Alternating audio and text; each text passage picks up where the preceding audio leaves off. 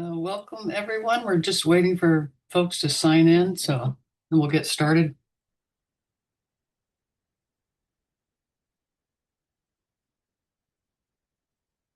We had almost 500 people register. We'll see how many show up tonight.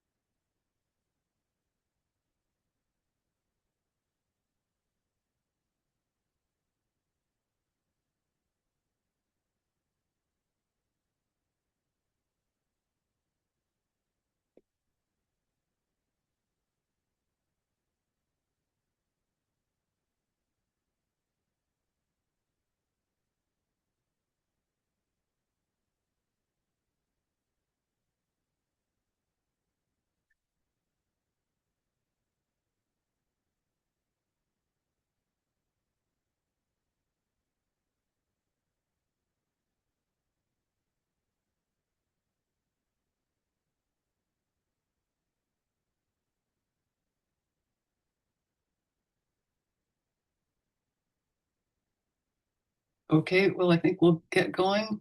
It's 4:02. We've got almost 100 folks online. Welcome to our Chainsaw Use in Wilderness webinar and for caring about the issue.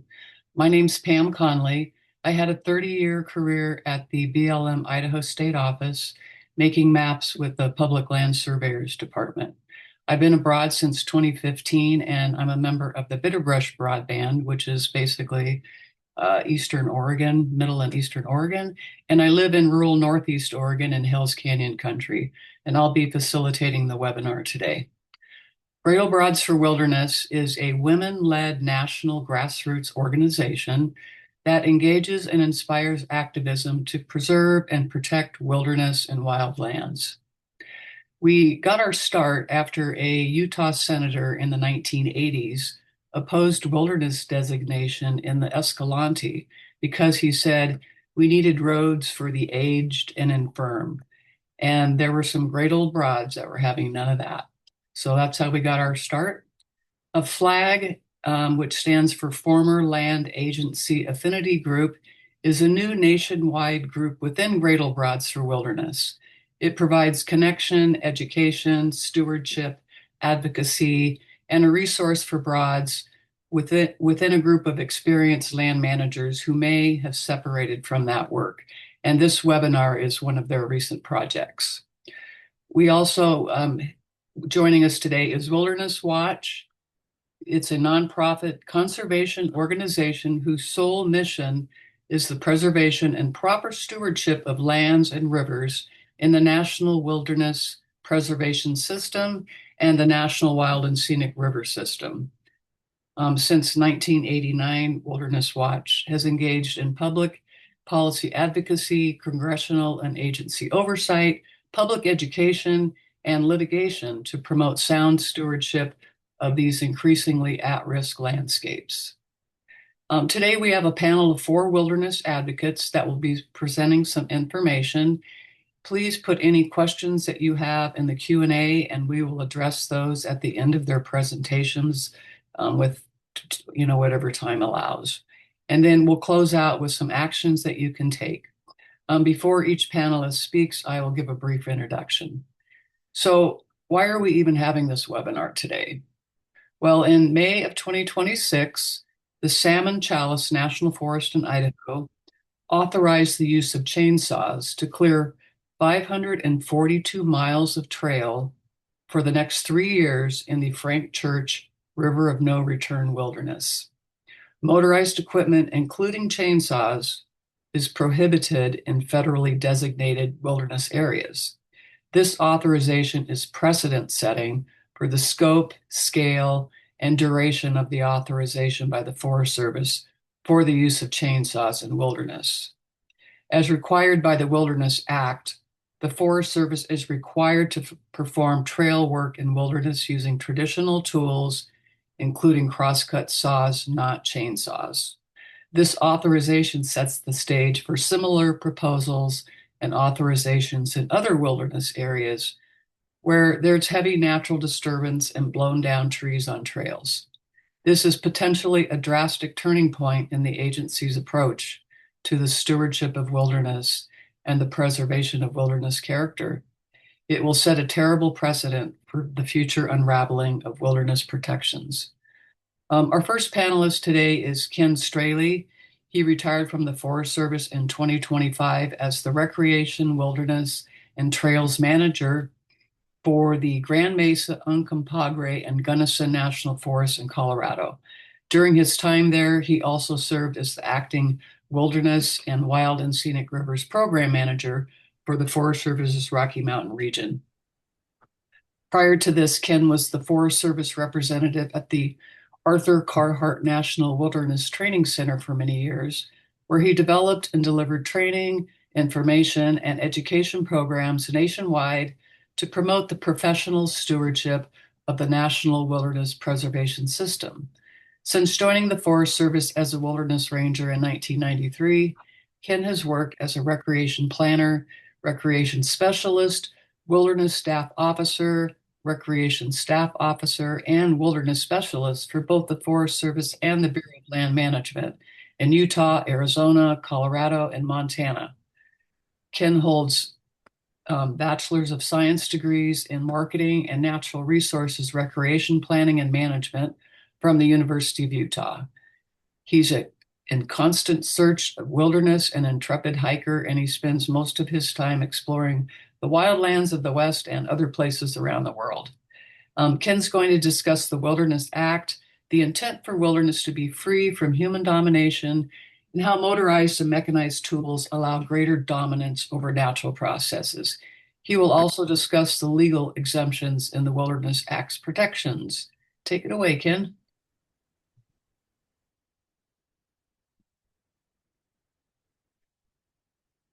Thank you, Pam. Let's see if I can get this up and running. Are you all seeing my opening slide?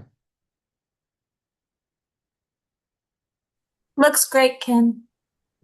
Thank you. Thanks, Pam. It occurs to me how long that intro was, and I'm sorry I didn't trim that down before I gave it to you. I'm happy to be here. Since retiring last year, I've struggled a little bit to find things to do, quite honestly, and I've been looking for good trouble, to quote John Lewis, and it seems I've found some. So thank you to Great Old Broads for the opportunity.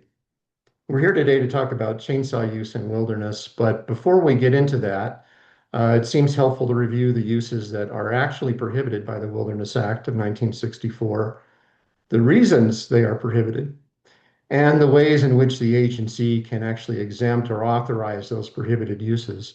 We're going to need that information, I think, for our panel discussion a little later. This presentation draws directly from the Wilderness Act of 1964. The statement of policy is section 2A, definition of wilderness is section 2C, prohibited uses, the four exceptions to those prohibitions, and minimum requirements all stem from section 4C. Wilderness philosophy is all about preserving a portion of the American landscape in its natural state and allowing it to function freely without modern human influence, both for the unique benefits that provides as well as for its own intrinsic values. The Wilderness Act of 1964 translates this lofty philosophy into a statute grounded in reality.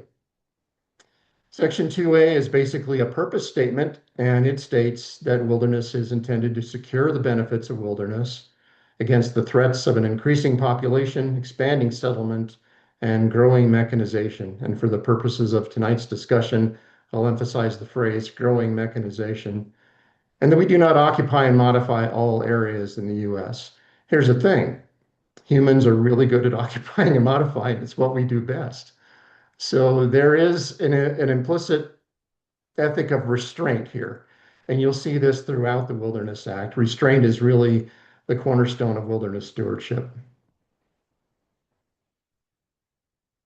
These areas are to be administered for the use and enjoyment of the American people. No argument there. It's in Section 2A of the Act, but only in such a manner as will leave them unimpaired for future use and enjoyment as wilderness.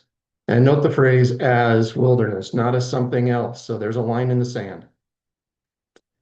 Howard Zahniser, the primary author of the Wilderness Act, once said, the purpose of the Wilderness Act is to preserve the wilderness character of the areas to be included in the wilderness system, not to establish any particular use. So while it's important to acknowledge the role of recreation, we don't manage wilderness for any particular use. And notice in section 2A the reference to the preservation of wilderness character. So this is the primary mandate of the Wilderness Act, and this is mentioned twice more in section 4B. Moving on to the definition of wilderness, Congress defined wilderness as a place in contrast with those areas where man and his own works dominate the landscape. So contrast, difference, right? Wilderness is different than other places the agencies manage for sure. And it's got to be managed differently, or we lose that contrast. And if we lose that contrast, we lose our wilderness. Contrast really matters. Section 2C goes on to describe a number of other elements in the definition of wilderness, five of which are recognized as the qualities of wilderness character. These two in particular are directly and immediately affected by the uses that are prohibited by the Wilderness Act. So let's really briefly identify those. The undeveloped quality, that's pretty intuitive. Everybody knows, I think, that we don't build things or install things in wilderness areas. What may be less intuitive, though, is the notion that motor vehicles, mechanical transport, and motorized equipment also degrade this undeveloped quality. Some have argued those are developments themselves, temporal developments for the time they're in the wilderness. I would argue that the reason they have this effect is because they substantially improve our ability to occupy and modify. And next, has outstanding opportunities for solitude or a primitive unconfined type of recreation. Solitude and primitiveness in particular are highly vulnerable to the uses that are prohibited under the Wilderness Act. And I don't know if anyone else has ever considered this, but wilderness is actually the only place, and I mean the only place in the US where visitors are promised by a law the opportunity to escape modern human civilization to the greatest extent possible. That's a tough order, but that is part of the job here. And again, I have to restate this. I don't know how many times I'll probably say this 3 or 4 times, that wilderness is not just a recreation resource. It is important to acknowledge that it's part of recreation, is part of the definition of wilderness, and it's a quality of wilderness character, but it's only part and only one quality of five. There's a lot more to it. To ensure the agencies honor the mandates of the Wilderness Act, Congress perhaps wisely explicitly prohibited 10 things: commercial enterprise, permanent road, temporary road, use of motor vehicles, use of motorized equipment. Yes, that includes chainsaws. By the way, anticipating this question, it also includes battery operated chainsaws. It's still motorized. It's just an electric motor instead of a gas motor. Use of motorboats, landing of aircraft, mechanical transport, structure, and installation. These uses all substantially increase our ability to occupy and modify, and they all directly degrade wilderness character, which is why they are prohibited, right? Okay, so if they're prohibited, how come we find examples of all of these things in wilderness areas throughout the system?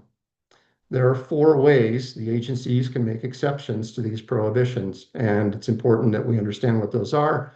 So let's go through those pretty quickly. We'll spend more time on the fourth one because that's really why we're here tonight.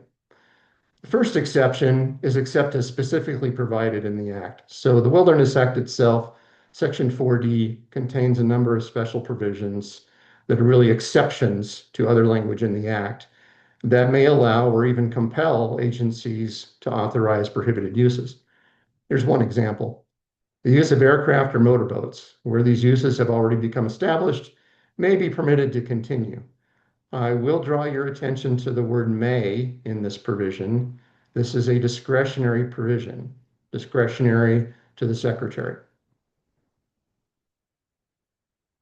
Subject to existing private rights. The Wilderness Act respects all private rights, and that includes things like this private road right-of-way through wilderness, which is a non-possessory legal right. These private rights might require agencies to authorize one or more prohibited uses. The third one is other provisions of law. Well, Congress can trump Congress. Excuse me, my voice is going. They do it all the time. Here's one example that is pertinent to tonight's conversation. This is from the Central Idaho Wilderness Act of 1980.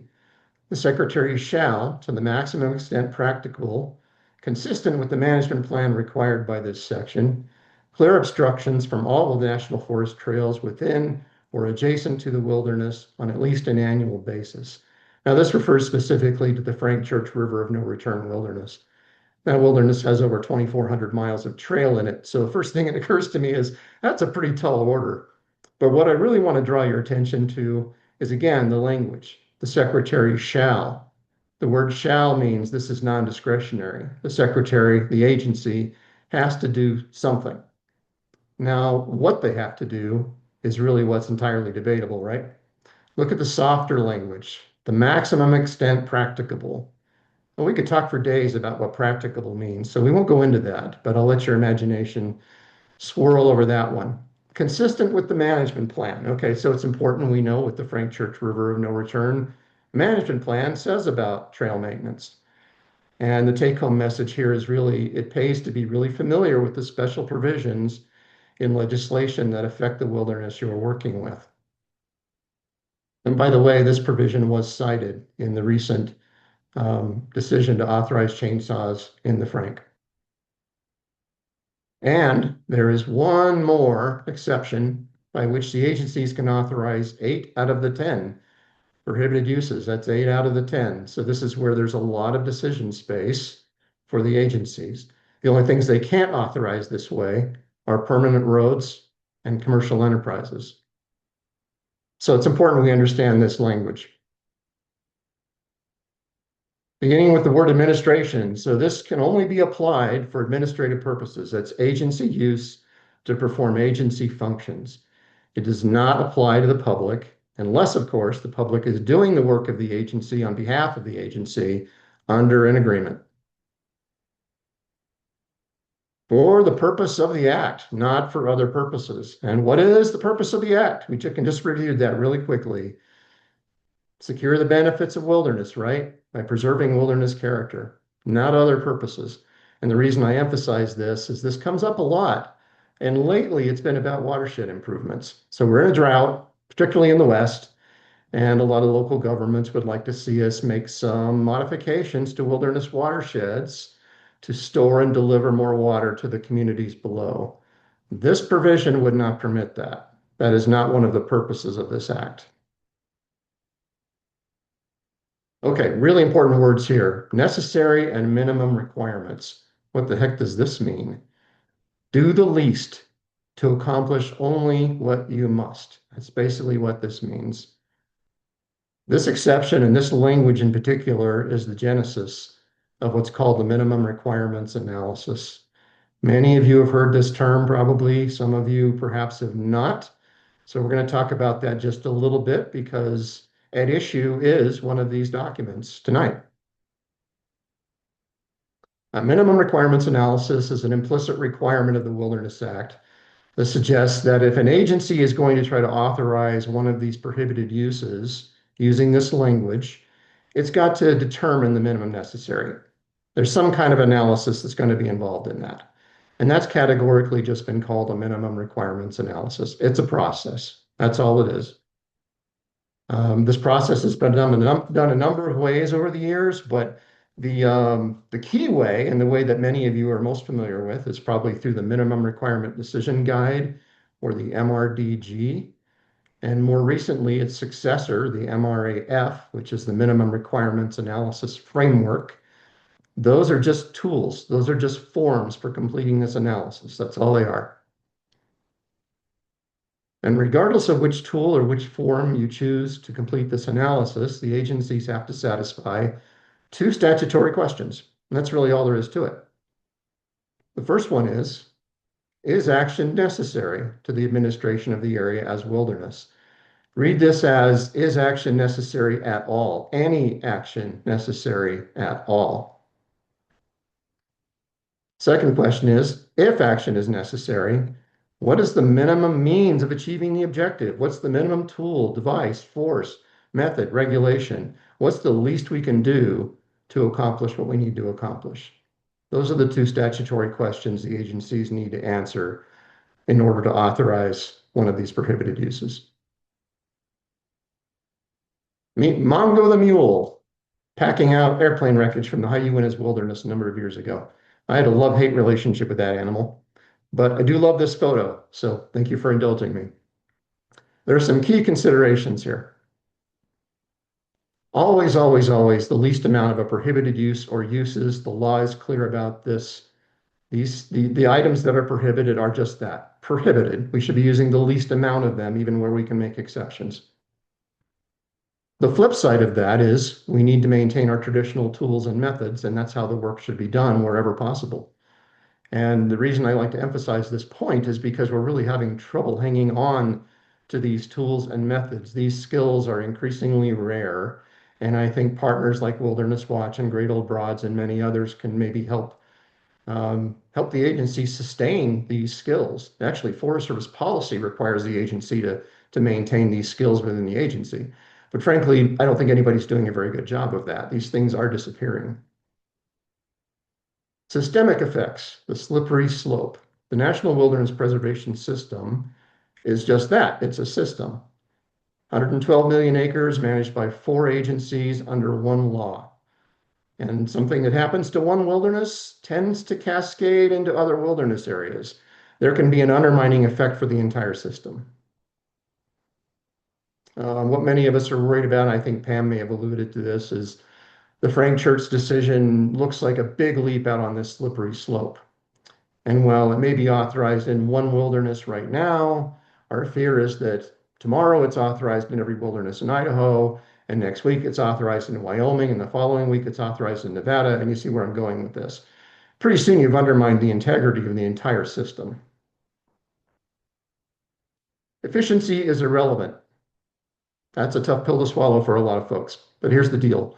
The Wilderness Act says nothing about efficiency. And guess what? Wilderness stewardship isn't always efficient. I've heard people argue the chainsaws are more efficient. I've heard them argue the crosscut saws are more efficient. Fact is, I think there are situations in which both are true, but it doesn't matter. Safety is rarely a legitimate consideration. Occasionally it can be, but the person making the case had better bring some evidence. And the agencies love to play this safety card. It's often not really well supported. So don't be afraid to ask questions about that. In the case of saws, so what's safer, crosscut saw or a chainsaw? You hear arguments about that both ways too. And I've not seen a lot of evidence to support that either tool is safer than the other. My personal opinion is that crosscuts are far safer because the sawyer can feel and hear the way the wood responds when tension is being released by the saw. And you don't have that with a chainsaw. And by the way, the tree is more dangerous than the tool. Resource protection, not visitor convenience. The agency shouldn't be doing anything for visitor convenience. It's all about resource protection in wilderness. And then, of course, whatever best preserves wilderness character. At the end of the day, that's the decision should support wilderness character. Beware of predetermined decisions. This happens all the time, and it introduces an obvious bias in the process. An MRA should inform the decision, not the other way around. Here's the way that should be working. Okay, an MRA and NEPA are two different things. They are not the same thing. They're not intended to be the same thing. An MRA isn't even a decision as we speak of decisions. An MRA is a finding, like the requirements of Section 7 of the Endangered Species Act or Section 106 of the National Historic Preservation Act. It informs the decision making. It is not a decision. So it should feed into your project level NEPA, your EA, your EIS, or your programmatic NEPA. And that's how it's intended to work. So if you see a decision come out and then the MRA comes afterward, guess what? A pretty good indication that's pre-decisional. Legal mandates aside, remember what wilderness is all about. For me and for thousands with similar inclinations, the most important passion of life is the overpowering desire to escape periodically from the clutches of a mechanistic civilization. For many of us, this is an important part of the wilderness story, myself included. Marshall's words really speak to the threat of growing mechanization and our seemingly irrepressible tendency to occupy and modify. And with that, I will turn the time back over to Pam. Thank you very much, everyone. All right. Thank you for Kim. That was awesome. Remember to put your questions in the Q&A. If you can't see the Q&A on your Zoom menu, it's in the more three dots if you don't actually see it on your menu. Okay, next up we have Dana Johnson. She has been involved in wilderness litigation and advocacy for over 15 years and joined Wilderson Watch as their first staff attorney in 2014. She has litigated Wilderness Act cases across the country, including challenging chainsaw use in the Winnemucca Wilderness in Colorado. And she currently serves as Wilderness Watch's policy director, and she's coordinating their opposition to outfitter and guide requests for chainsaw use in the River of No Return wilderness and elsewhere. So Dana is going to explain the threats to wilderness with the potential for a nationwide exemption for chainsaw use for outfitters to clear trails and camps and other items. Thanks, Dana. Great. Thank you, Pam. And thanks to Great Old Broads for inviting me to be on the panel, and to Ken for the good overview of the Wilderness Act. Uh, we'll see how this goes. I don't have any slides, so I'm just going to talk at you for 20 minutes. As Pam mentioned, in May of this year, the forest supervisor for the Salmon Chalice National Forest in Idaho authorized Idaho Outfitters and Guides Association, or IOGA, to use chainsaws to clear over 500 miles of trails in the River of No Return Wilderness. That authorization is good from January 1st to August 1st, so 7 months, each year for 3 years. This is one of the largest motorized intrusions that we've seen into designated wilderness, and it was done through a closed door process between the Forest Service and commercial outfitters without any public involvement. So I'm going to talk a little bit today about how Wilderness Watch found out about this proposal, what we've learned about it since, and what we expect to see coming up. But before I get there, I want to set just a little bit of context. I think it's really important to remember that only 3% of land in the lower 48, or actually less than 3% of land in the lower 48, is protected as wilderness. And it's probably no big surprise to most of us that those 3% are some of the most secure spaces for wildlife who are existing in the midst of really overwhelming human activity. We have, as Ken was saying, occupied and modified most of the United States. Some species can persist in the middle of all of this. A lot of them can't. And we have squeezed those who can't into these sort of increasingly fragmented pockets of space away from the inundation. And so when we start talking about opening up these really highly protected spaces to motorized uses, we should be really concerned about that. And Ken spoke to why chainsaws are prohibited in wilderness, including battery-powered chainsaws. So I'm not going to dive too deeply into that, but I do want to mention that the Wilderness Act was passed in 1964, and this was a time of just really rapidly growing development, road building, motorization, mechanization, industrialization, and the tools that we had available were to alter the landscape, in a lot of cases to decimate the landscape, were becoming a lot more powerful, and they were becoming much more accessible. And public lands were really experiencing the impact of that. And so Congress in wilderness decided to prohibit those tools of domination.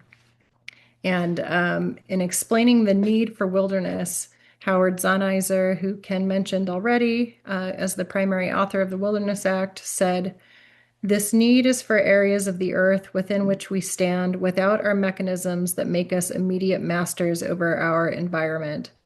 Areas of wild nature in which we sense ourselves to be, which in fact I believe we are, dependent members of an independent community of living creatures that together derive their existence from the sun." So While noise is often cited as the big concern with chainsaws, that really misses the point. The deeper concern with chainsaws and all other motorized uses, including motorized equipment in wilderness, is this notion of domination. The Wilderness Act, really more than anything, is a check on domination. And as we all know, precedent really matters. If you move that line in the sand a little bit, it's really hard to move it back. So here we have these increasing pressures on our last remaining protected places, and we also have a political landscape that is really, really testing the durability of environmental protection right now. And it's really hell-bent on ensuring that public oversight is minimized. One other thing that I want to mention is that wilderness is also one of the only places that is statutorily protected from commercial enterprise, which is wild. I'm actually really surprised that that exists at all, but we've got it. We can't overstate just how rare and valuable and increasingly at risk that is. And as a practical matter, I'm sure we all know commercial interests tend to act on behalf of their economic interests. It's just part of reality. And when economic interests butt heads with environmental protection, we all probably also know who normally wins that battle. So, at least in wilderness, Congress chose to protect a few places from the impacts and the influence of commercial enterprise. And as the Ninth Circuit Court of Appeals has stated, the Wilderness Act's statutory declarations show a mandate of preservation for wilderness and the essential need to keep commerce out of it. Now, there is a narrow special provision in the Wilderness Act for commercial services in wilderness. This allows outfitters and guides to provide their services at the discretion of the Forest Service, so long as those services are both necessary and proper in wilderness. And courts have reined in outfitters and guides who were offering services that were not necessary or were not proper. And courts have been really clear that you can't elevate recreation over wilderness preservation, and economic interests are not relevant in wilderness. So, what is going on with the Forest Service's current authorization? The Forest Service has been receiving pressure from outfitters and guides for quite a long time to use chainsaws in wilderness. This isn't a new issue. Wilderness Watch, Great Old Broads for Wilderness, San Juan Citizens Alliance litigated a similar, though more limited, authorization back in 2019 for the use of chainsaws in the Weminuche Wilderness in Colorado.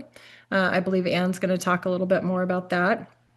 In that case, the Forest Service withdrew their authorization after we filed suit, and they agreed to conduct a study on the efficacy of chainsaws versus crosscut saws for clearing trails in wilderness. Now, remember, as Ken said, efficiency is not legally relevant. And in fact, that was Congress's primary concern when they were prohibiting motorized uses in wilderness to begin with, is their efficiency at modifying the landscape.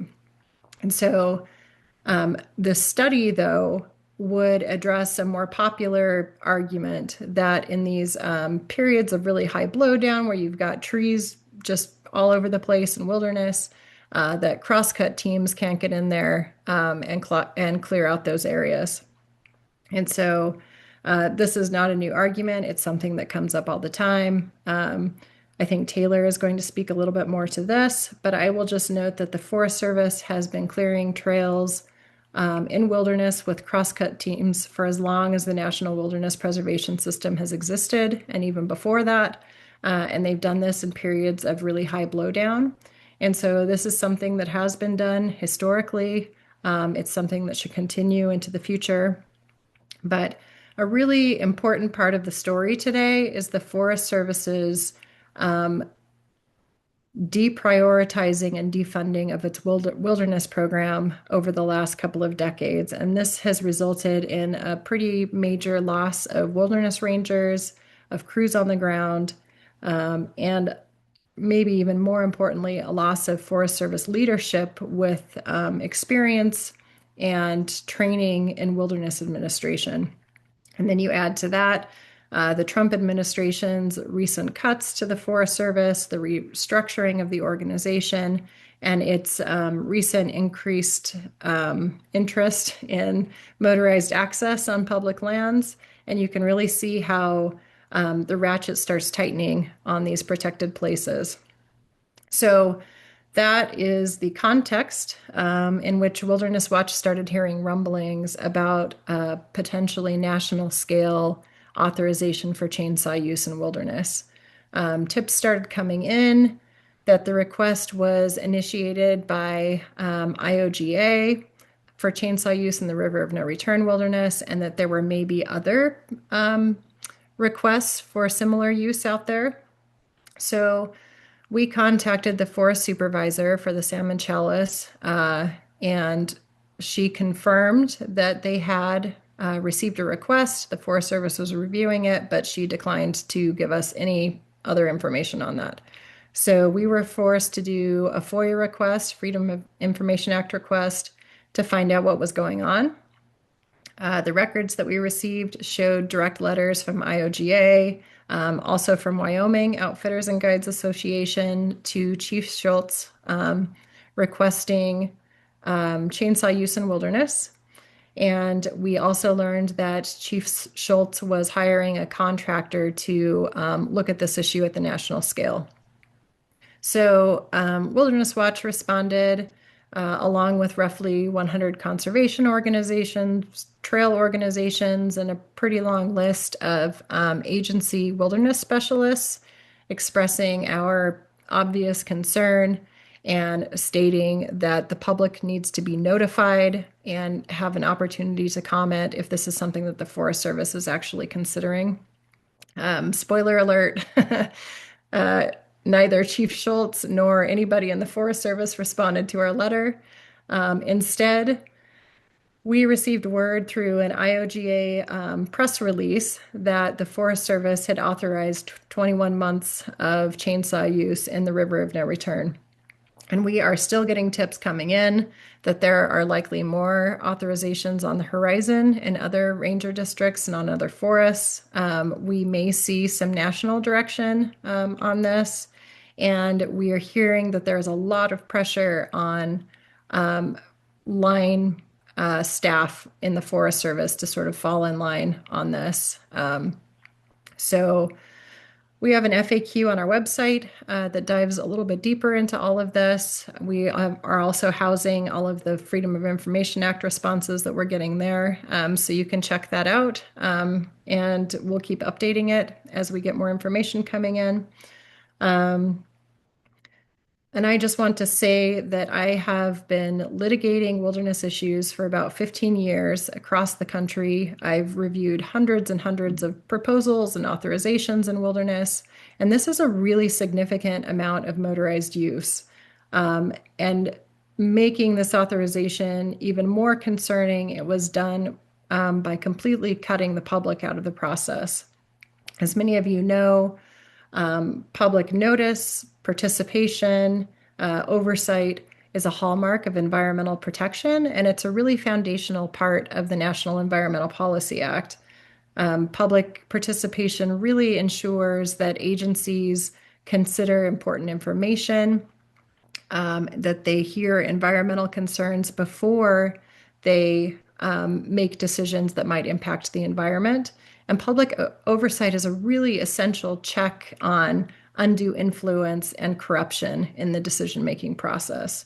So even if you're somebody who can't wrap your mind around the problems of chainsaws in wilderness, this erosion of transparency and public involvement should be of incredible concern to anybody who cares about these places and just cares about democratic processes generally. So, as Ken was mentioning, they did complete an MRA for this authorization, and some people have confused that with a public process. Those are two totally different things, as Ken was saying. An MRA is just an internal tool that the agencies use to determine whether a proposal for normally prohibited activities, whether that be motorized use or structures, might meet the Wilderness Act's narrow exception. And then that is supposed to inform a more robust and public NEPA analysis. And, the fact that the agency is using an MRA at all really indicates that NEPA review is required because the agencies only use MRAs for proposals that, by their very nature and by statute, degrade wilderness. And so there are multiple courts that have held, including courts in Idaho, that these types of authorizations require NEPA review. They can't be excluded. Yet that's what's happened here. Additionally, we're seeing many of these MRAs where staff preparing and reviewing the MRA have little to no wilderness expertise. And FOIA documents in this case indicate that IOGA may have either prepared or helped prepare the MRA in this case. So, as you can probably glean from all of this, an MRA itself on its own does not mean that the Forest Service has done a stringent analysis, and it does not mean that they've complied with the Wilderness Act. Wilderness Watch has challenged many authorizations that relied on an MRA and had courts find violations of the Wilderness Act. We've even been told in this case that the Forest Service may have prepared multiple MRAs at the national and local scale responding to this chainsaw request, and those MRAs may have come to different conclusions. So ultimately, we think that there are very few, if any, situations where the agency could justify chainsaws to clear trails in wilderness. There's a few reasons that I think this, and I know others are going to talk about this a little bit more, but just to note them quickly, many wildernesses have minimal to non-existent trail systems. Wilderness character and the wildlife who rely on that character will not suffer if some of the trails are naturally blocked. The Forest Service, as I mentioned, has always used crosscut crews in wilderness, and they should continue to support and fund those programs. There are also volunteer trail groups who likewise have really well-trained crosscut teams who clear an impressive amount of trees from a lot of these areas and will continue to do so. And the wilderness system has lots of trails that do not have the same amount of blockage. There are thousands, as Ken mentioned, within the River of No Return. There are other trails outside that people can use while they're waiting for trails to be cleared. So it would be really hard, in my opinion, to meet the stringent necessity standard under the Wilderness Act with this reality. And really, the risks of opening up these places to motorized uses far outweighs any speculative benefit that we might get from allowing chainsaws to clear trails. So there's just a couple of other things that I wanted to point out on this particular MRA, and then I will wrap up here. It contains a section on mitigation measures, which is kind of funny notes too. The first is gas-powered chainsaw use would be limited to a 3-year period. The second is gas-powered chainsaw use would be limited to January 1st to August 1st. In my opinion, authorizing chainsaws for more than half of the year, every year for 3 years, is the wilderness degrading activity itself. That is not a mitigation measure. And there are plenty of people and wildlife who enjoy this area and rely on this area before August 1st of each year. So I don't find those mitigation measures very compelling. I'm also a little bit concerned in this MRA that it asks the drafter to list any monitoring and reporting requirements in the mitigation section, and the MRA leaves that section blank. And so I think we're probably not going to have a lot of Forest Service oversight on the use of chainsaws in these areas. And that's something maybe where some public participation can be helpful. So what happens next? as I mentioned, we expect to see more authorizations coming out soon. We do not expect to see public involvement or the opportunity to comment on those. Instead, we expect to see more closed door deals, probably between commercial outfitters associations and the Forest Service, probably using chainsaws for multiple months out of the year, for multiple years again. And one of my biggest concerns is that once those initial authorizations are over, we fully anticipate that trees will keep falling. We fully anticipate there will be big blowdown events again. And we fully anticipate that the Forest Service, at least in the near future, is not going to revitalize its wilderness programs, including its crosscut teams. And so we expect to see another round of this after the initial authorizations have passed. So the results, sort of zooming out, would be the erosion of the public interest, where public lands are sort of in a de facto sense privatized.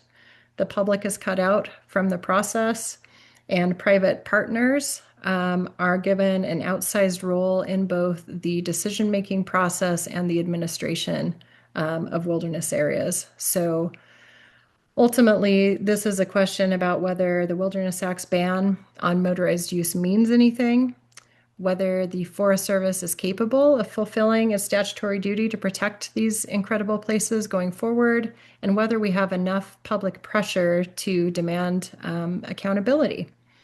And with that, I will hand it back to Pam. Okay, thank you, Dana. That was really great information. Next up, reminder to put your questions into the Q&A. So next up, we have Ann Dalbera. She is a retired U.S. Forest Service Wilderness Ranger with 30 years of working seasonally with crosscut saws, axes, and other hand tools to maintain trails. As a wilderness ranger, Ann also contacted visitors, enforced regulations, and taught Leave No Trace. These days, Ann is a co-leader of the Northern Front Range Broadband, centered in Fort Collins, Colorado. She enjoys sharpening crosscut saws. Ooh, that's cool. Hiking, cross-country skiing, looking for rare plants, and watching wildlife and wilderness. She's a longtime member of Great Old Broads for Wilderness and Wilderness Watch. Anne will tell her story as a citizen and former wilderness ranger, fighting a move to allow chainsaws in two large wilderness areas, including stories of requests for exemptions and the fight to keep wilderness wild and preserve wilderness character. Take it away, Anne. Thank you, Pam, and thank you to Ken and Dana for excellent presentations. My story grows from personal experience dealing with a chainsaw authorization in the wilderness where I worked. As Dana mentioned, I did deal with that. In my 30th year of work as a U.S. Forest Service Wilderness Ranger, I became aware that the regional forester would authorize the use of chainsaws to maintain trails in all of the Weminuche and South San Juan wilderness areas of Colorado. Both areas, very large wilderness areas, saw thousands of trees across trails after an increase in spruce bark beetles, which was a natural event. This challenged the values I hold dear, values of humility and restraint that I used while maintaining trails, values expressed in the Wilderness Act so that wilderness remains affected primarily by the forces of nature, not dominated by man. I knew that the wilderness must remain untrammeled, not restrained by the desires of man to create what he wants, but in those lands, natural processes must be free to exist and thrive. Although I loved my job, I could see that this pending use of chainsaws in all of two wilderness areas I loved was not something I could support. I retired and asked for help to fight this edict from the outside. I asked Great Old Broads for Wilderness, of which I was a member, Wilderness Watch, and San Juan Citizens Alliance, I also was a member of those organizations, if we could sue the federal government. I also wrote letters to the regional forester, met with the forest supervisor, and talked with other citizens. Together, the three organizations worked with a law firm to bring suit against the U.S. Forest Service. I served as a declarant in the case, stating my continuing relationship with the land and the adverse effect this decision would have on my enjoyment of the area as wilderness. It was fun being a declarant, stating my passion and love for these areas and my desire to enjoy solitude and an untrammeled wilderness. As a result of the case and public pressure, the authorization to use chainsaws in those wilderness areas was withdrawn. After retiring, I taught crosscut saw trainings and sharpened crosscut saws for the Forest Service and for volunteer groups. I continue to advocate for the protection of wilderness and public lands through Great Old Broads for Wilderness.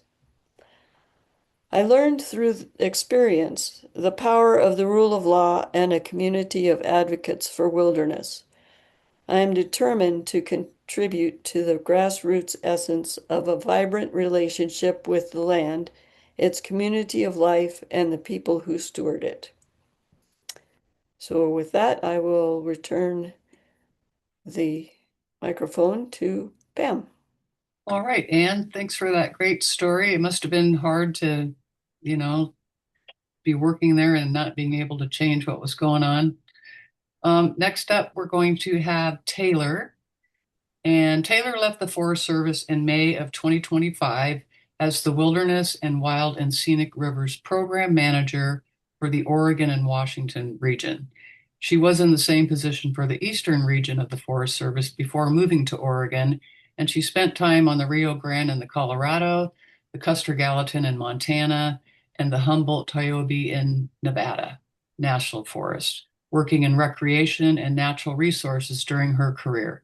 Taylor continues to work as a wilderness and wild and scenic river specialist, as a contractor and volunteer, and she's focusing on training and technical support for people who are engaged in stewardship and management of these unique lands and waters. Taylor will present her perspective of having dealt with requests for exemptions and the often raised reasons of efficiency and safety. All right, Taylor. Thanks, Pam. And thanks, Dana and Ken and Anne, for those presentations as well. So the Wilderness Act requires the preservation of wilderness character and prohibits the use of motorized equipment. It's difficult, if not impossible, to envision a scenario where clearing trails fits the definition of an emergency, which is listed in Section 4C of the Act, and that's one exception provided in the Act for use of motorized equipment such as chainsaws. In the context of today's discussion, there's no doubt that clearing hundreds of miles of trails is an extraordinarily complex and huge job, but it is not an emergency, nor is there language in the law that tells us what type of saw to use, other than the fact that motorized equipment is prohibited, and that we are legally required to preserve wilderness character, which includes protecting opportunities for solitude and primitive recreation and the undeveloped quality of wilderness by using traditional, non-motorized tools such as crosscut saws.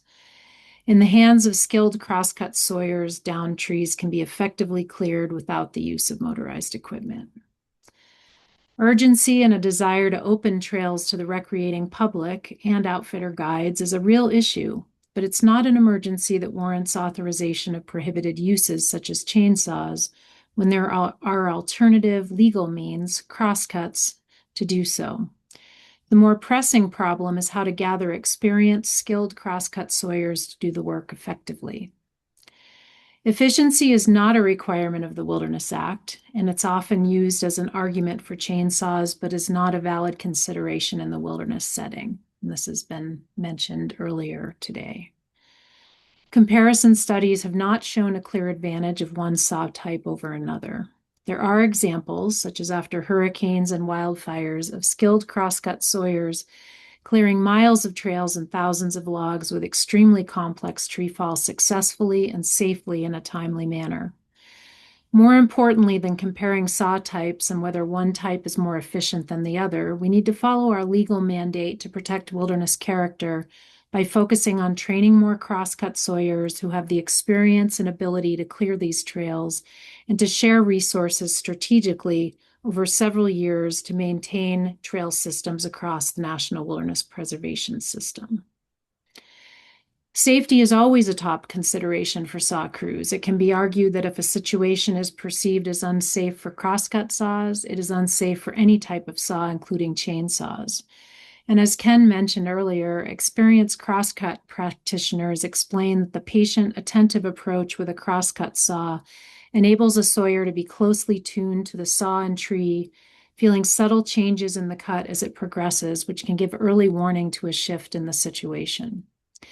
The key point here is that in complex situations, sawyers must be well-trained, widely experienced, and extremely skilled. The strongest argument we can make is for more training and mentoring of crosscut sawyers so that there is a deep pool of skilled, experienced sawyers who can accomplish the difficult work crews face in wilderness settings as a result of fire, insects and disease, extreme weather events such as windstorms, microbursts, and hurricanes, and even avalanches. Not only can skilled crews share resources and complete the huge volume of work if there is an investment in traditional tool, including crosscut saw training, but they can mentor new and young sawyers in all aspects of the work, which includes safe practices in complex situations. Rather than assuming without clear evidence that the chainsaws are the only alternative, there is an urgent need to invest more time, funding, and energy into training and mentoring the next generation of crosscut sawyers to keep this skill alive, well, and thriving. Thank you. I'll turn it back over to Pam. All right, thank you for that, Taylor. So now we're going to move on to the Q&A session, and Suzanne Cable will facilitate that. Suzanne, she retired in 2024 after 30 years working with the U.S. Forest Service and National Park Service. She worked as a wilderness ranger and on wilderness trail crews for 13 years in the beginning of her career, and then she retired from her final position with the Forest Service as the Recreation Trails and Wilderness Program Manager for the Okanagan-Wenatchee National Forest in Washington State. Thanks. Hey everyone, thanks for the handoff, Pam. So yeah, I'm going to run us through some questions. I've been keeping an eye on what's been put in the Q&A. Some of those questions have been answered and some have not. So I'm going to start us off with a couple of questions that really get at two issues that are being brought up, really pertinent to not just the authorization for chainsaws in general, but specific to what's going on in the Frank Church River of No Return Wilderness. So I'm going to send these first two out to the entire panel and encourage you all to chip in with your opinion. And I'll start us off with this question, which is a compilation of a couple of things that have been brought up by multiple people. So the minimum requirements analysis framework, that's the MRAF document that is the tool to use for doing minimum requirements analysis. That document for this situation strongly emphasizes the special provision in the Central Idaho Wilderness Act that says, to the maximum extent practicable, obstructions should be cleared from trails annually in the Frank Church River of No Return Wilderness.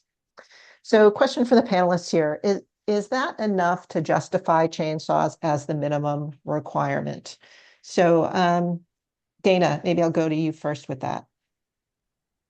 Sure. Yeah, that's a good question. And sometimes statutes do modify the standards in the Wilderness Act. Congress can do that if they want to.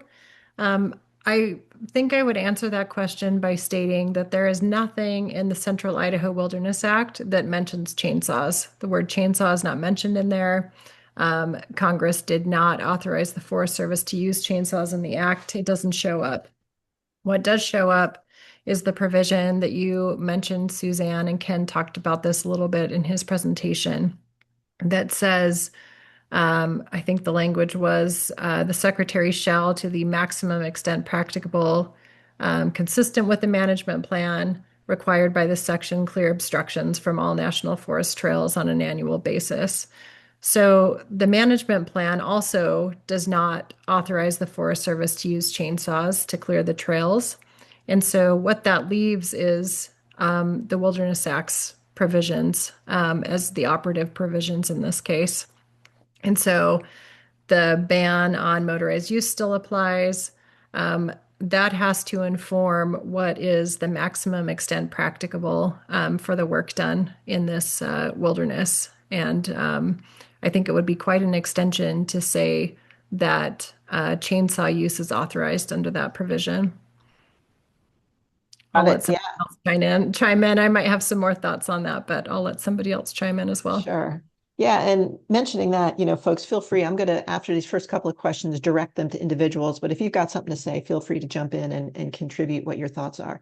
Ken, let's go to you next. What do you think about that provision in the Central Idaho Wilderness Act referencing the need to clear trails annually? I was just chatting with someone about that. I think it's kind of a hollow provision, to be honest. I mean, it does have a compelling word in there, the word shall, which is clear. The agency is expected to do something. But the fact is, all units that I've ever worked with already do as much as is practicable every year to clear their trails. This is not, I mean, compelling an agency to do that. They're already doing that. So without specifying method, which this provision does not, I don't think the provision carries any meaning, really. I mean, the agency is going to, and probably with the help from the outfitters, of course, they're going to clear as much trail as they can, and they do that every year. And then maybe they can step it up, but I'm not seeing anything that compels them to use chainsaws. Got it. Nancy or Taylor, you want to add anything to that, considering your experience, having seen many, many requests over the years in your former career for authorization for chainsaw use to clear trails with heavy blowdown? Can't really add much to what's been said already, but I will just reiterate what both Ken and Dana have said, is that there is no language in there that mentions chainsaws in that special provision. And this is beyond the question a little bit, but there's also some discussion about legislative history, but that's not part of the law. And so that is a point that's in there, but it is not part of what's stated in the law. And that talks about if chainsaws don't adversely affect wildlife utilization or create unnecessary conflicts with primitive recreational use. But as has been discussed, there are many people and certainly a lot of wildlife that are using that area in the time where chainsaws are authorized. And so bringing the sounds and sights of these chainsaws and people, it certainly is some heavy impact there. So, thank you. Yeah, great bringing up the congressional record there as well. And Anne, as the traditional tool practitioner in the room, any thoughts on that you want to contribute as well?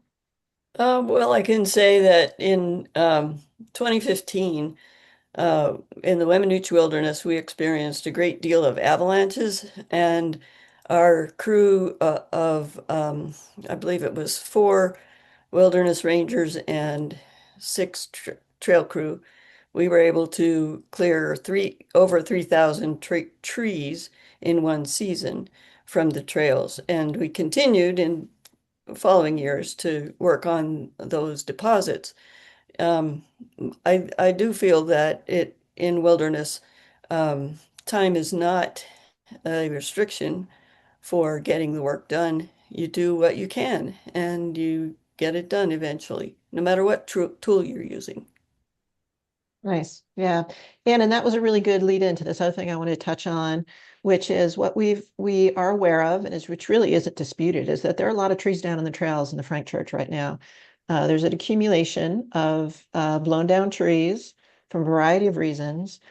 And what are your thoughts, group, on this large volume of blown down trees that are blocking trails? Is that in itself some kind of a justification that would validate the use of chainsaws to get the job done? Say, Ken, you want to start us off on that one? There are lots of examples of these events across the wilderness system all over the country. My first year as a wilderness ranger, 1993, my first job actually was on one of these strike teams to go out with a bunch of sawyers and clear a big blowdown thousands of trees down from a microburst in a pretty small area and a pretty modest crew to do it. But and it took us all summer to do it, but we got through it.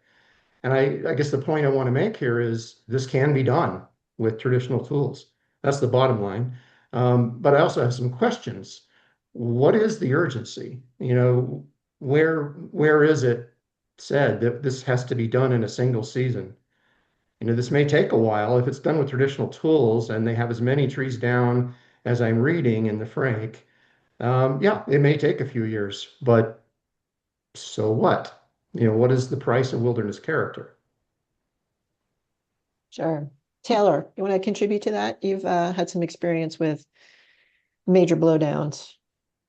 Yeah, I certainly can't add a lot to what Ken said, but I want to echo it. And I will say that there's a really good example after one of the really big hurricanes down in the southeastern part of the United States, where, again, we're talking about miles and miles and miles of trails, hundreds, if not thousands of trees, and mobilizing strike teams from across the country, which isn't easy to do, but it's very doable, and bringing them all together and having very skilled sawyers and other traditional tool practitioners, bringing them to a place and sharing resources to deal with these issues and get these trails cleared. And there's more examples than just that, but that's one that always pops into my mind of a really outstanding example of how this has been done, and keeping those skills alive and well and thriving as always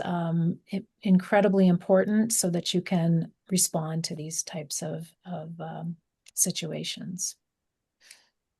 Got it. Dana, anything you want to add to that? And then I'm going to come to you with the next question again. So, Okay.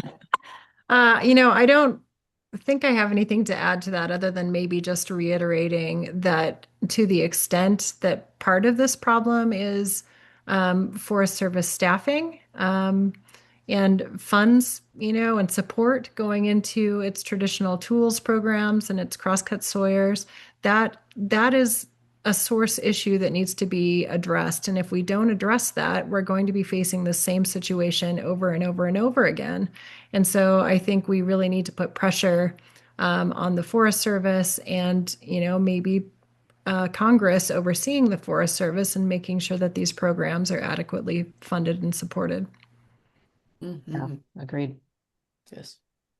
Okay, I'm going to go to another kind of themed question that combines a few of the things that have been brought up by different people in the chat. And we're going to talk a little bit about, is this MRA a decision, and what's the role of NEPA? So NEPA refers to the National Environmental Policy Act. And there has not been any NEPA analysis completed for this decision, as we've been kind of calling it, this authorization for the use of chainsaws in the Frank Church River of No Return Wilderness. So Dana, why should NEPA have been done for this authorization, and why does public participation in that process matter here? Sure.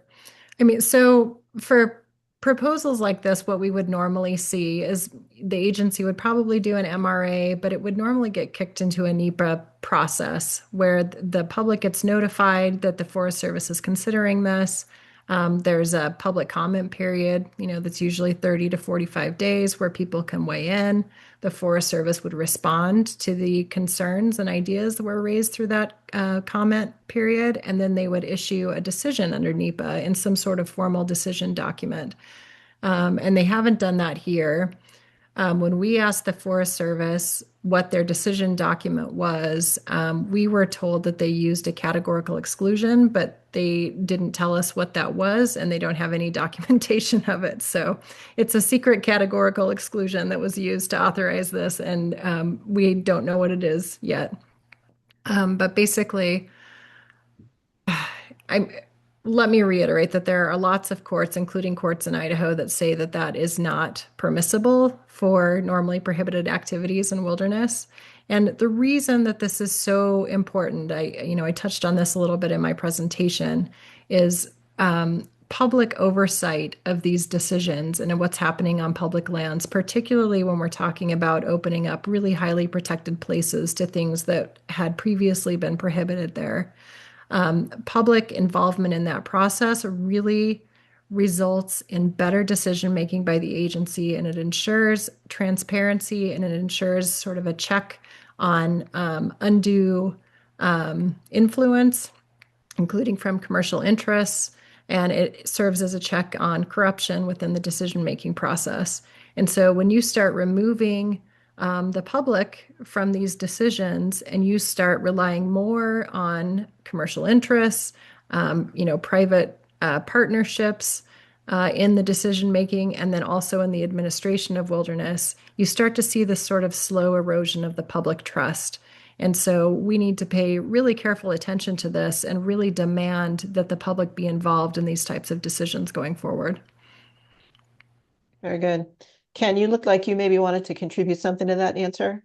You got Well, the something to only add? thing I can, yeah, the only thing I can add to that, that was well said, Dana. The NEPA question really mystifies me. I don't know how a decision of this magnitude could be made with a CE.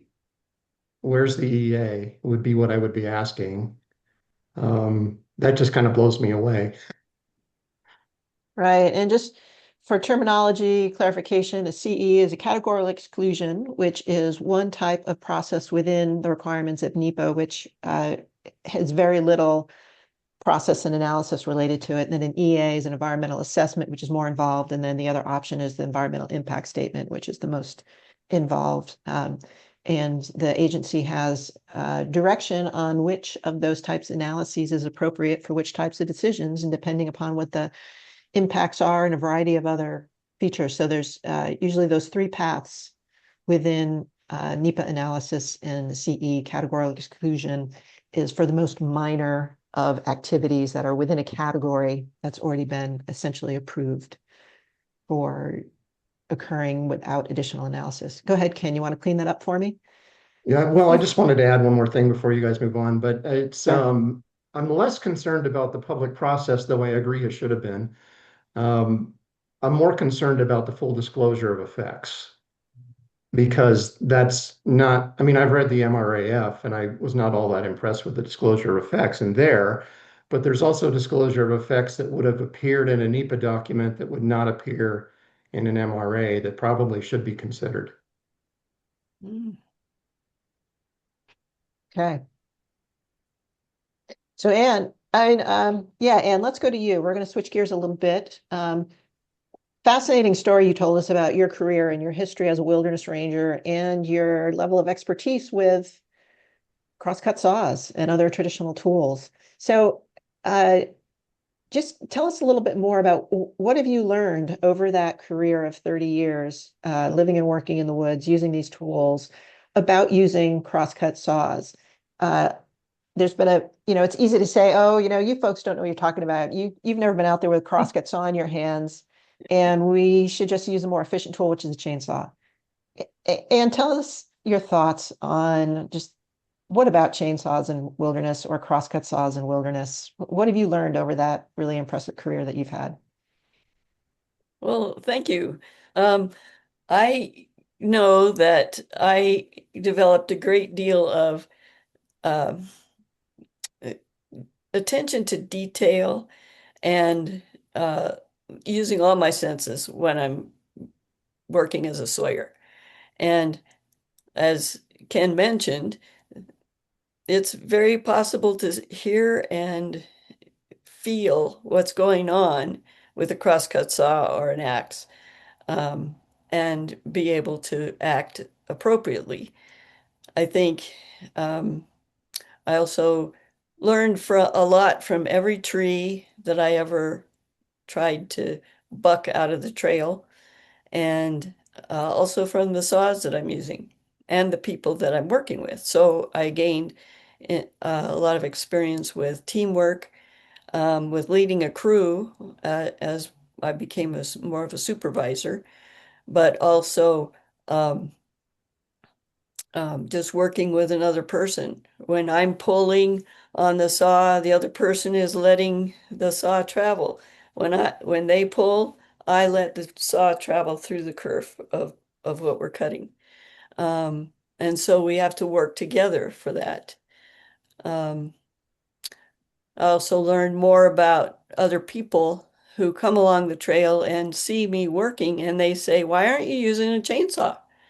And I have to say, I enjoy using my body and my strength and my uh, knowledge to do this work. I don't, I prefer that over holding on to a vibrating, strong machine that will cut through the wood really fast. That's my preference. Um, and let's see, I think just in general, I enjoy wilderness is really my spiritual place. I like being in that environment and being able to respond to what I notice in the environment, and also knowing that I'm doing what I can to preserve wilderness and its ability to provide habitat for wildlife primarily, and also rare plants, which I'm very interested in. Great, thank you for that. Again, tons of appreciation for the service you've done and the work you've done in Wilderness all those years, respectfully and in compliance in the Wilderness Act. I mean, pretty amazing. I'm going to turn this to Taylor for a question. Thinking about some of the experiences that you've had, Taylor, over the years, and your expertise with preservation of wilderness character and agency policy, and acknowledging that one of those qualities of wilderness character is unconfined recreation and the importance of recreation in wilderness. Um, what can you tell us about the impacts on unconfined recreation if these trails aren't cleared? Or what's your take on that issue? Yeah, thanks, Suzanne. Well, if trails aren't cleared, it does not impact primitive and unconfined recreation because the presence of trails is not required to offer these opportunities for primitive and unconfined recreation, which, as Ken talked about, is a direct quote from the Wilderness Act. Trailless wilderness does exist in some areas of the National Wilderness Preservation System. One example is Denali National Park that has an entire webpage devoted to travel in trailless wilderness. There's another wilderness in New Mexico where most hiking is either cross-country or on informal and unmarked routes. So those are just a couple of examples where trailless areas can provide that primitive opportunity for people to challenge themselves in the navigation and just traveling in those places. There are this trails are not required to offer recreation opportunities, and primitive and unconfined recreation by its very nature is just that. It's primitive and unconfined. Unconfined referring more to being able to go wherever you wish. You're not, permits are not required. You're not directed in certain places. And also, when you're following a trail, which is a development in wilderness, it generally limits most hikers to that route. And it can be said that a more primitive experience can be had, as I mentioned earlier, by that personal risk and challenge involved in navigating a trailless trip. So there are certainly, I love trails very much myself, but it is not a requirement of the Wilderness Act. The trails are in these wilderness areas, so it does not impact the primitive and unconfined recreation opportunities. Got it. No, that's a great answer. And that points me to my next question. I'm going to probably take us back to Dana first on this one. And And just, also, I'll give we're at 5:20, so maybe this will be okay, your last question, okay? we'll do it. Yeah, this one's a combo question again that's got informed by a lot of the questions that showed up in the Q&A as well. And moving from what Taylor just described about a certain opportunity for unconfined recreation and moving it toward the question about outfitter and guides and commercial uses. So should we be concerned about commercial business associations like the Outfitter Guides, the Idaho Outfitter and Guides Association that we're referring to in this situation, making what appears to be a behind the scenes deal with the Forest Service to be allowed to do something that is otherwise prohibited by the act? And that's certainly what it appears to be. And how does that opportunity for commercial use and activities, which in discrete measures are authorized by the act, but how does this all come together and play into the question about what's the appropriate role of commercial business in wilderness? Is this in conflict with the situation that we see going on in the Frank Church? Dana, you want to take a crack at that one? Sorry about Was that that. me? Mute Sorry, was button. that me or Got Dana? There she is. it. Yeah, good question. Outfitter and guide services are used a lot in wilderness. They are recognized by the Wilderness Act. There's a special provision in there, as I mentioned, for services. But like I said, those services have to be necessary and proper in wilderness. And so I have a few concerns about outfitters and guides getting too involved with the Forest Service, especially if it results sort of in the exclusion of the broader public.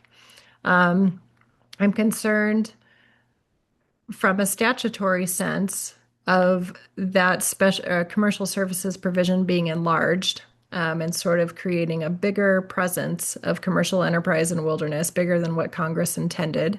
And so, an extension of commercial services, an unlawful extension of commercial services, in my mind, would be commercial outfitters and guides taking on the statutory duties and the statutory roles of the Forest Service and utilizing prohibited uses to do that. So in this case, using chainsaws to go in and clear trails, take care of things that the Forest Service would normally do. Um, and I think, just sort of zooming back out, commercial interests everywhere throughout the United States have a pretty heavy influence on government decision making. Wilderness is supposed to be one of the only areas where we have statutory protection against that. So, we can appreciate the services that commercial outfitters and guides offer in wilderness. I think those are useful, to a lot of people who want to visit and enjoy wilderness. But I think we have to be really careful when that narrow special provision that was provided for commercial services starts growing into something bigger. And I'm worried about that happening here. Again, combined with the exclusion of the broader public from the conversation. Okay. Pam, you going to cut us off? I am, and I want to ask Dana, were you going to present any action items at the end, or I can just do a closing? Um, yeah, I can list them off really briefly if that would be helpful. Okay, so let's go to that, guys. We're sorry, everyone, we couldn't get to all your questions, but we'll be doing a follow-up email and be reaching out to you. So, okay, go ahead, Dana. Sure. Yeah, I'm sure everybody's wondering how they can get involved and how they can help out. So we, put together a few things that I think would be useful.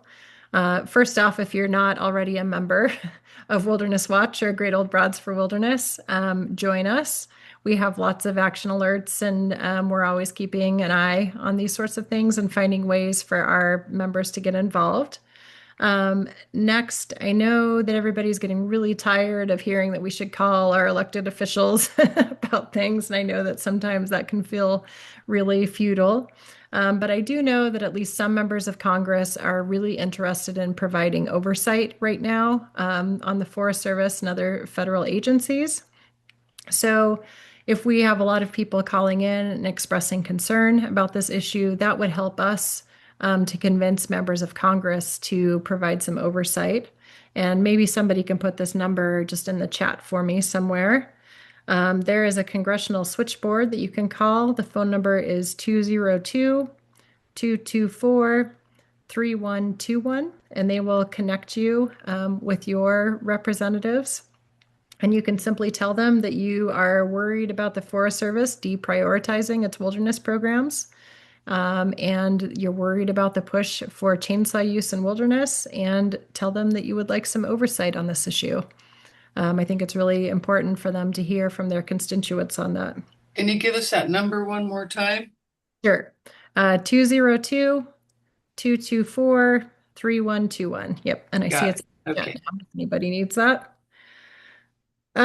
Secondly, or thirdly, I suppose, because it doesn't look like the Forest Service's authorization includes much oversight or monitoring or ground truthing, we would be very interested in knowing what people are seeing on the ground. So if you have any plans to go visit a wilderness, including the River of No Return, where these authorizations are happening, get in touch and maybe we can coordinate. We can let you know some of the things that we're looking for, and you can tell us what you see when you're out there. If you are a former or current wilderness ranger or wilderness specialist and you're not already working with us on this issue, contact us and we will find a way to plug you in, even if anonymously. And for those of you willing and able to speak publicly, doing things like writing op-eds and speaking to the press is also really helpful, and we can help you with that as well. Same with concerned outfitter and guide association members. We have had some reaching out to us. We would love to hear from more of you.